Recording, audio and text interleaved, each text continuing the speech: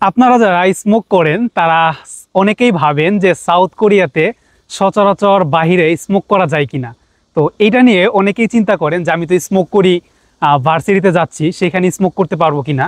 তো আপনাদেরকে বলে রাখি যে সাউথ কোরিয়ার প্রত্যেকটা ভার্সিটির প্রত্যেকটা ডিপার্টমেন্টের পাশেই ঠিক এইরকম সুন্দর করে একটা জায়গা থাকে।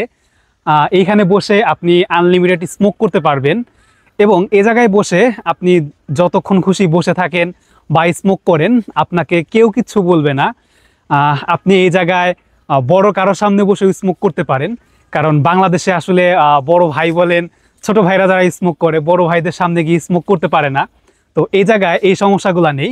আপনি এই জায়গায় আসবেন, এই জায়গায় এসে বসে স্মোক করবেন এবং দেখুন এই জায়গায় অলরেডি এরকম একটা চিহ্ন দিয়ে দিছে যেটা স্মোকিং জোন। আর স্মোক করার পর অবশিষ্ট যে অংশ থাকে সেটা এইরকম ডাস্টবিন থাকে, এই জায়গায় ফেলবেন। এই পাশে একটা দেওয়া আছে এবং এই দিকে আরও একটা দেওয়া আছে এবং এই জায়গাটা খুবই শান্তশিষ্ট এবং খুবই আরামদায়ক, চারদিকে বাতাসও আসতেছে। তো এই জায়গায় বসে আপনারা চাইলে স্মোক করা বলেন বা আড্ডা দেওয়া বলেন বা কোনো খাবার খাওয়া সব কিছুই করতে পারেন, কোনো সমস্যা নেই।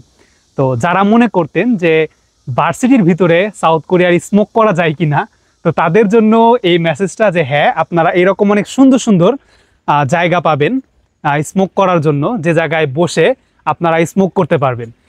এটা হচ্ছে দং ইউনিভার্সিটির একটা ডিপার্টমেন্টের পাশে এরকম একটা জায়গা স্মোক করার জন্য। তো এরকম প্রত্যেকটা ডিপার্টমেন্টের পাশেই স্মোক করার জন্য জায়গা আছে। এটা হচ্ছে আরেকটা স্মোকিং জোন, এটা আরেকটা ডিপার্টমেন্টের পাশে এরকম স্মোকিং জোন, অর্থাৎ প্রত্যেকটা ডিপার্টমেন্টের পাশেই এরকম স্মোকিং জোন পেয়ে যাবেন।